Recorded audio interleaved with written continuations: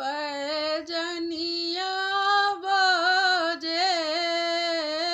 गले मोतियन माला हे सुकु मारी सिया पर पैजनिया बजे गले मोतियन माला हे सुकुमारी सिया बैसाली बाके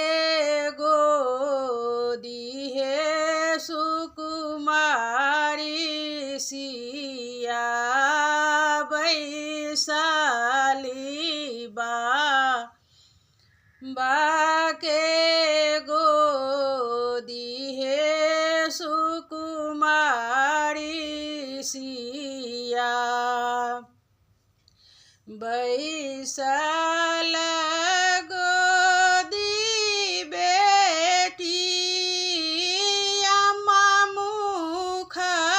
देखल हे सुकुमारी सिया बैसल गोदी बेटी भैया मुख देखल हे सुकुमारी सिया देखला मुख उदास हे सुकुमारी सिया देखला भैया मुख उदास हे सुकुमारी सिया किनाकार कान से गंगा बही गेला हे सुकुमारी सिया किनका कान जमुना बही गेला हे सुकुमारी सिया किनाकार कानब सा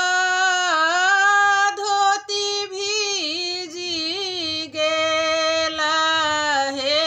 सुकुमारी सिया किनाकार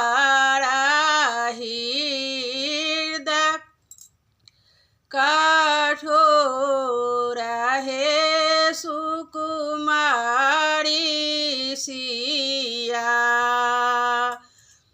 किनिकार हृदय कठोर हे सुकुमारी सिया माँ के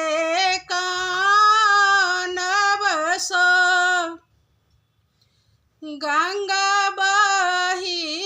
गेला हे सुकुमारी सिया बाबा के कान जमुना बही गेला हे सुकुमारी सिया भैया के कान से धोती भीजी गेला हे सुकुमारी सिया भौजी के हृदय कठोर हे सुकुमारी सिया। भौजी के हृदय कठोर हे सुकुमारी सिया। पाँव पैजनिया बजे गले मोतिया नमा लाहे सुकुमारी सिया। बेटी बैसाली बाबा गोदी हे सुकुमारी सिया।